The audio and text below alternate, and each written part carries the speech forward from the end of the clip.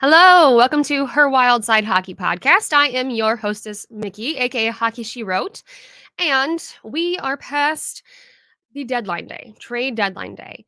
I wanted to record about it yesterday, which would have been Saturday, but I just needed time to process because for the Wild fans that are here for the vibes, it was a lot to handle.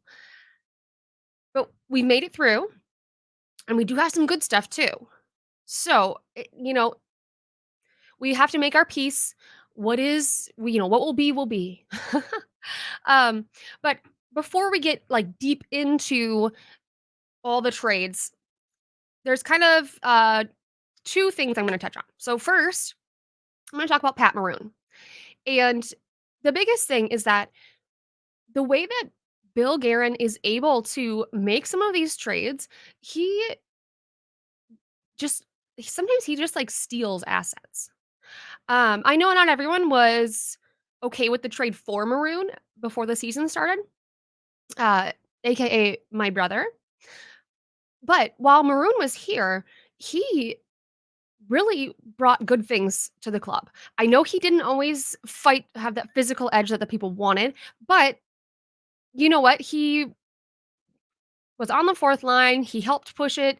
He was scoring goals and like putting up points. So it was nice. And the biggest thing, without getting into like all the details, is that Bill Guerin traded for Maroon with a seventh round pick and flipped him for way more than that. And again, I know not everyone likes the trades that Guerin makes, but the way that he's able to do that sometimes is mind blowing. um, and then the Deweys are officially split up. It's always hard to see players that have come up through the system, who were drafted by the Wild, came up through Iowa, especially, were here for a few years. I feel like that's one of those things that makes it even harder because, and I know like when Matt Dumba was traded, I know part of that, or not traded, he signed somewhere else. Sorry. Part of that was that not only was he here for a long time, but he came up through the system. He he was drafted by Minnesota. He had been part of it for a long time. And both of the Deweys, that was the same thing. Um, and it was really hard to see Brayden Duhaime in an Avalanche jersey, especially playing against the Wild. And I don't know. I can't read his mind, and I don't know what he's thinking. But most of the pictures that they have posted of him in Colorado, he looks so sad. And I know he wanted to stay in Minnesota because he talked about that. He's talked about it many times that he loves Minnesota. He wanted to stay. At the same time, we all knew it was coming because if he wasn't traded at the deadline, he was a UFA coming in the offseason. And he would be asking too much money, more than the Wild could pay him. So we all knew it was coming, even Duhaime, but I think it still is just really upsetting. And knowing how loved he is in the Minnesota Wild locker room made it even harder. And then and again, Bill Guerin, he is known for like these last minute trades. Remember last year when he traded for John Klingberg and literally was like 30 seconds before it hit, was it like 3 o'clock? Like 30 seconds before trade was done is when he got that one done. So Connor Dewar, he traded him right before. And what's so sad is that everyone on, social media was like, okay, we did not lose both Deweys. We still have a Dewey. We still have Dewar. And even Dewar said, when my phone didn't ring by that point in time, I thought, okay, I made it. And that's what he said. Like, heartbreaking. I made it. And then he was traded. Now, for him, I'm a little bit different about how I'm feeling because he does seem excited. Again, he's a Canadian kid playing for Toronto. So that aspect of it is exciting. And I'm happy that he's found something to enjoy. And you know what? If Colorado and Toronto go on, like, a deep playoff run, I will be more than happy for both of the Deweys. It's just a little bit hard right now to deal with it. And, of course, there's been this whole blow up on social media, and honestly, I was not on Twitter last night to see how this started, how it went down, but some basically, people were like, "Oh, Connor Dewar, another white guy on the team." And anyone who is a Wild fan knows immediately that Connor Dewar is not white. He might have lighter skin, but he is from the Métis tribe, which was formed when indigenous women would marry white men coming from, like France or French Canadian, English, whatever. I don't know exactly all the nationalities that. Anyway, it was a forming of a tribe, and that's why, he looks white. But an interesting thing that someone has been pointing out is if you look at Dewar's facial structure, he has very um, indigenous features. And I don't know a lot about bone structures and that kind of stuff, but if you do compare, he has a bone structure that once you compare it, it's like, oh, yeah, you know what? You're right. Either way, you know what? I understand if you didn't know that he was indigenous. I understand that. But people, when they were corrected on that, doubled down and were like, well, how was I supposed to know? Well, it's not that you are supposed to know so much as when someone corrects you, you just go, "Oh, okay. Like, I never knew that. I learned something today." It's as simple as that. And I don't know where Dewar's gonna end up after this season because he is an RFA. I don't know if he'll, you know, if Toronto will give him a qualifying offer. I don't know if he'll sign somewhere else, but I really hope that wherever he lands, he is able to, um find kind of the connections that he did here in Minnesota. I know that he did work to help I think it was the American Indian Center, and, he and Duhame both, they took over, um, the hockey camp that Matt Dumba ran for 4 years, I'm trying to think of I don't remember the exact name, but basically it's for, diversity in hockey. It's, in all sorts of different diversity, and they ran it last year, and it was so cute. I mean, last year, last month. And it was so cute, and they looked like they were having so much fun, and now that they're both gone, I know one of the questions is, "Well, who's gonna run it now?" So that'll be something to look forward to seeing who will step into that role. Now, there is one big bright spot that we're gonna talk about before we get into the nitty-gritty of the trades, and his name is Marat Khusnutdinov. Previously, I was saying Kuznetsov. I was wrong. I thought I had it right. I was wrong. You do not pronounce the K. It is Kuznetsov, and I hope that I hope that I have heard that correctly because watch me have to get corrected again. Anyway, Marat is here. He is here in Minnesota. He seems super happy. I know there was one guy on the Wild staff who met him at the airport and said that he was just like so happy, so smiley. He traveled here with, I believe it's his sister, his older sister. Um, she's like a fashion designer from what I'm seeing on Instagram. I can't speak Russian, so but he also seems to maybe have a little bit better of a handle on English than Kirill did, just judging by the video that they posted of him when Marat got here versus the video of Kirill the second year he got here. It just seems like maybe he has a little bit better of a handle, which is exciting because then maybe we'll be able to hear directly from him a little sooner. Whenever he's comfortable, obviously. We don't want to force anybody to speak in a language they're not comfortable with. But it's very exciting to see this morning. It's Sunday today. This morning, they posted a couple pictures in a video of Marat practicing with the scratches, the guys that are injured, the assistant coaches. And he just he looked like he was excited. And not that he doesn't seem to be like a smiley guy, but I feel like you can just see that he is excited, that he likes what's happening. He's excited to be here. He can't wait to kind of like get in on stuff. I know they got him a place to live near like near Kirill, so he will have someone to help him, with anything that he needs to kind of get accustomed to America. And I am really excited to see whenever he is going to make his debut. We don't know that yet when that will be. We did obviously lose three players. I'm sorry, I just noticed that I wrote instead of maroon, I wrote maroon. I don't know where my mind goes sometimes. But anyway, we are very excited to see his first game, whenever that is, or first open practice. Actually, now that I think about that, I'm gonna look and see when or if they have an open practice. I would love to see him on the ice. I've seen him in so many videos. Okay, I'm gonna stop. I'm gonna stop raving now. And while I prepare myself to talk all about the trades and the specifics, I am gonna have you guys listen to just a really quick ad read. All right, I'll be right back.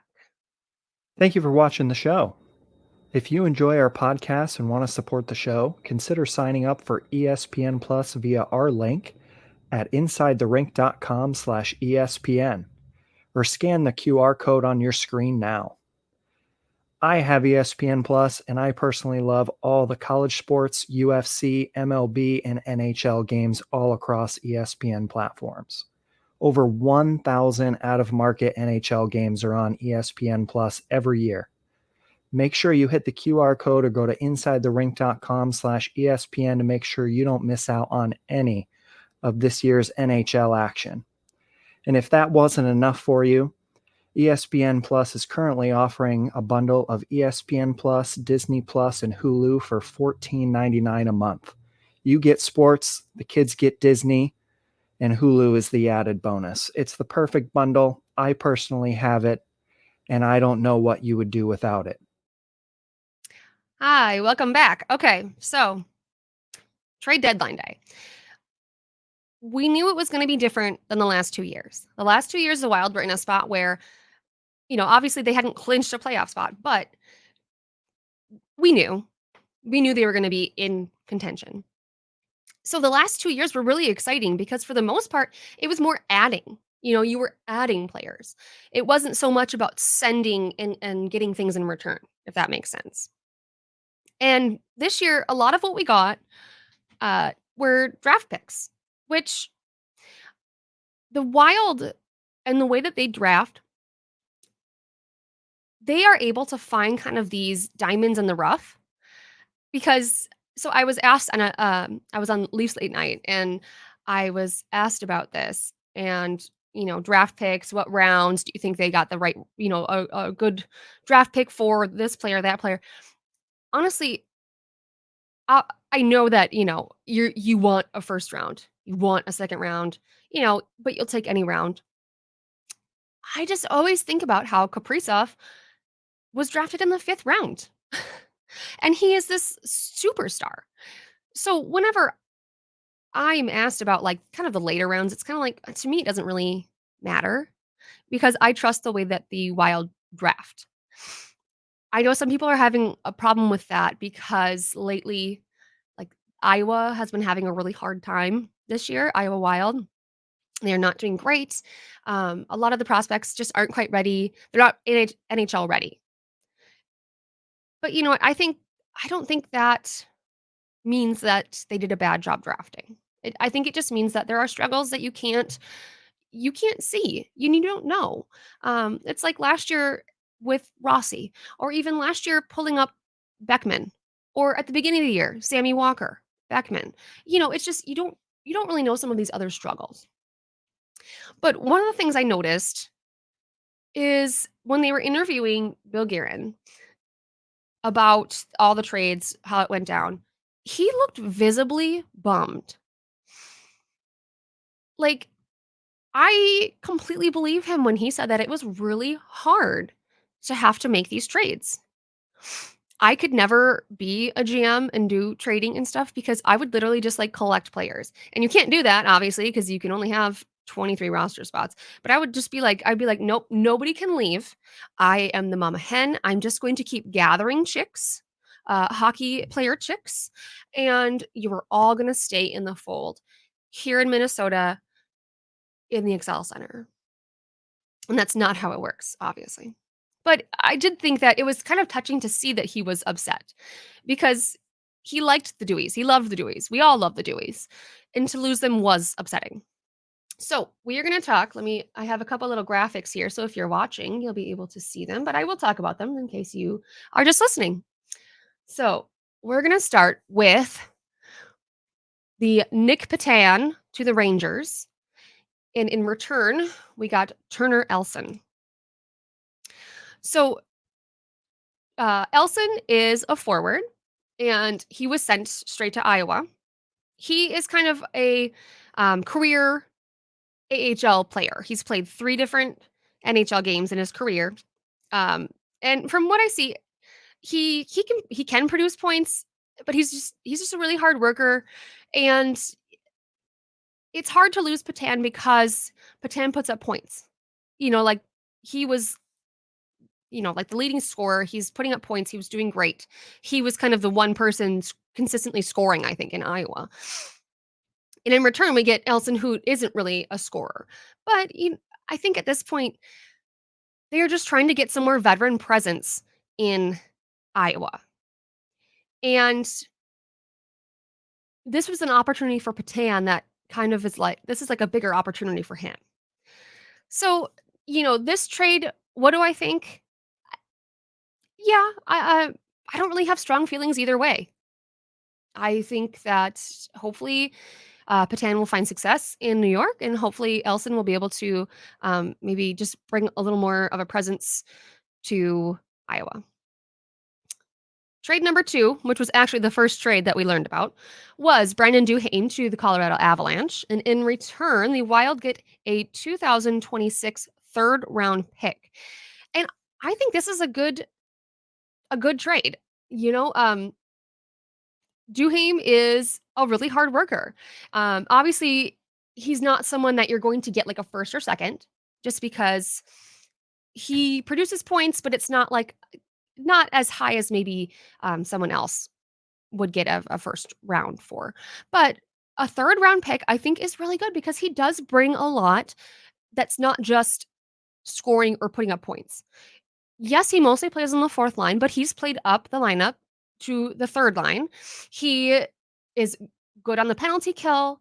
That was what was really hard, was losing both two of the best penalty killers on the Wild. But he's good on the penalty kill. He's tough. He'll drop the gloves. He's a hard worker. So to get the pick in return, yeah, a third round was great. And I never know how far out does it matter. Meaning, so this is 2024. Obviously, this draft pick is for 2 years from now. So, if I'm like a GM, I don't know, does the year matter?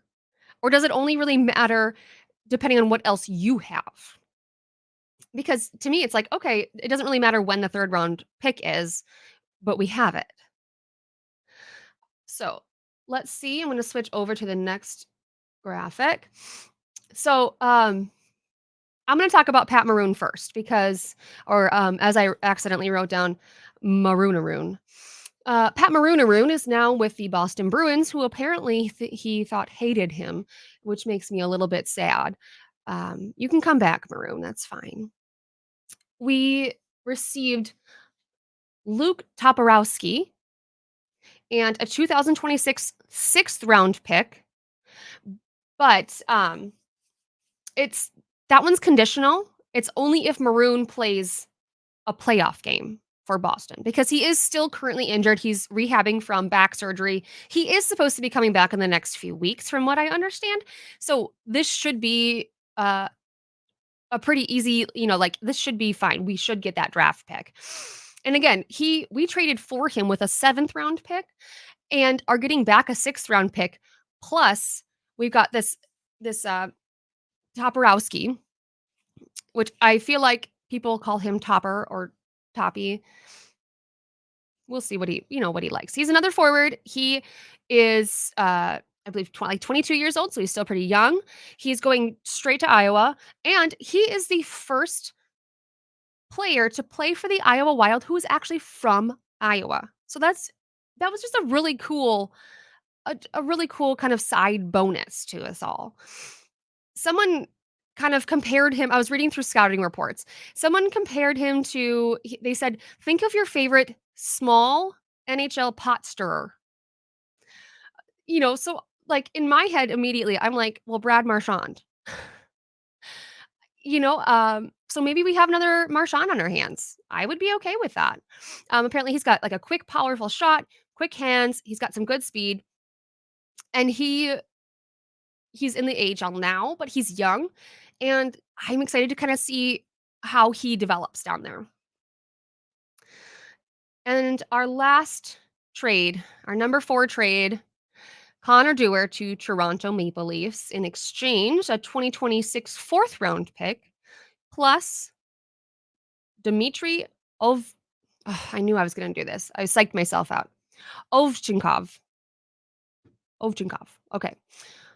So, again, I think this is another great trade. I do think Guerin made great trades with what he had because for Duhaime, got a 3rd round. Dewar comes with a little bit more of an upside than Duhaime does. So, he gets a 4th round and another player, a prospect. And that works because, again, Dewar has a little bit more of a scoring edge than Duhaime does. He had that hat trick earlier in the season, which was, kind of out of the blue, but at the same time, he was like, "Yeah, I can score, whatever. Why is everyone making a big deal about this?" Now, the prospect that we got, he actually just left the KHL and signed over here with the Marlies. So he is not actually going to Iowa right now. He is staying with the Marlies because he's with them for their playoff run for the AHL. And scouting reports, what I read is that he is speedy, he's got a good release, he's got great potential. He just needs to add some strength. And I feel like that is something, I don't know what his future plans are, but when we have guys who kind of stay over the summer and work on strength with like the Wild staff, they are stronger. Look at Rossi. Rossi stayed Rossi stayed over the summer and he put on like 15, 20 pounds of muscle. I mean, you could visibly see that he was beefed up. So, again, I don't know if this guy's would come to Minnesota or what he would do, but if he's able to kind of continue over the offseason and add some strength, it would be really interesting to see. Hopefully, we see him in Iowa next season. I know we need more prospects to come over and see if we can improve this Iowa team a little bit because right this year they're just not doing great. And the problem, I guess I can take this graphic off so you can look at my beautiful face instead. The problem is this a good way to develop Wallstead? Like, he is he's doing good, but there are games that they lose terribly, or it's just not great. And it's not Wallstead's fault necessarily. He might have a bad day or something, everybody does, but if you have the team playing in front of him that's Swiss cheese and is letting everything through, and Wallstead can only stand on his head so much. You just have to think that what's better for him? Keeping him down there another year or bringing him up to the NHL? Because we have this really interesting situation. And I'm trying to think of so we've got the 3 goalies. We've got Fleury, we've got Gustafson, and we've got Wallstead. Fleury, we all thought was going to retire after this year, and I don't think he's going to. I don't think he's going to retire anymore. And I do honestly think that at the beginning of the season, he made a good decision to not make an announcement because he has played so well, he looks like his old self. So, I could see him signing another year, and I would love to have him here in Minnesota. I know that one of the reasons that he did not wanna be traded is not only because he feels like the Wild are his team, they're his boys, he wants to stay, but also because he wants to stay with his family. That was the whole reason why, like, when he signed, he wanted at least a 2-year deal because he deserves that. He deserves to not have to move his family all the time. His kids are getting older, and that's gotta suck for them. So, moving on, we've got Gustafson, who last year was just an absolute enigma. And this year, and he knows this because he's talked about it, he has struggled so much with consistency because there are nights where he is amazing. Like when they played, um, was it Arizona where they scored like instantly on the first shot in like 20 seconds. But then after that, he locked it down and he did not make more stupid mistakes. But again, he's either on or off, and there's no gray medium this year. But I want to continue to have faith in him. I hope that the Wild do not try to move him because he has shown what he can do. And with a team where it seems like we are doing a little bit more of a rebuild than Giron wanted to or we wanted to, I feel like we should keep him around and see what more he can do. Can he become more consistent? Can he, just can he become that number one that we all think he can and that he wanted to prove he can be? I think so. But then we have Wallstead. So originally the plan was to pull Wallstead up to Minnesota next season with Gustafson. It would be the last year of his ELC and have Gustafson, play number 1 and have Wallstead be number 2. But do you want Wallstead to play in front of a team like this? They threw him to the wolves in that Texas game. I I hate that. If there's one thing that I hate that the Wild did this year, it's that. It's having his first NHL game be such a load of crap, and I feel so bad for him. I do hope he gets a few more starts here as we get towards playoffs. If we become if we get to a spot where we know where we're going, can we make the playoffs? Or is there no way we will make the playoffs? Then pull him up and we'll see how he's doing. Or do we leave him in the AHL? I mean, okay, it's just there's no right answer. There's no right answer. But honestly, if I had to make the choice as of right now, I would try to re-sign Fleury for, he might be amenable to a 1-year contract, knowing that time is coming up now. Maybe a 2-year contract, but I don't think we want to sign him to a 2 because we wanna pull up Wallstead. I think we keep Gustafson around. I think we keep Wallstead in Iowa, but see if we can give him a few starts here or there. We have to wait and see. I am gonna do a quick little ad here. So, if you would like to support our show, my show, the pod network that I am affiliated with, we have a special affiliate link for Ticketmaster. If you buy any and all tickets through our link for Ticketmaster, we will receive a cut of Ticketmaster's profit. So there's nothing extra. You're not paying extra. We're taking some money from Ticketmaster as basically being like, yeah, we sold tickets for you. And this is not just hockey tickets, folks. This is any tickets that you want. This is theater tickets. This is hockey tickets. This is other sports tickets. I don't know what else sells through Ticketmaster. If you want to take your kids to like one of those stage shows, I do that every once in a while, and they're actually more fun than you would think they were.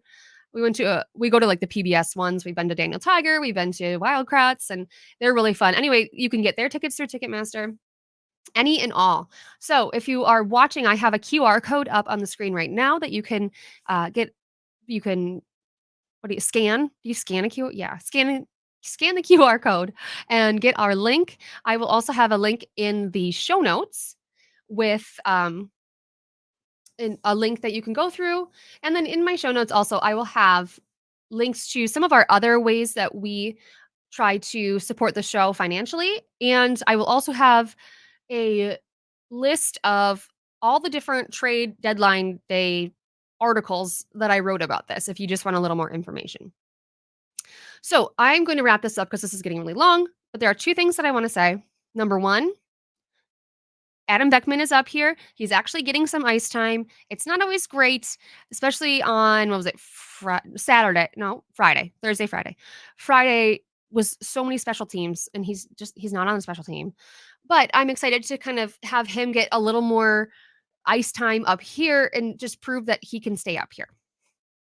The last thing I'm going to say is that if you remember, I do have a merch shop, which I will link below in the show notes.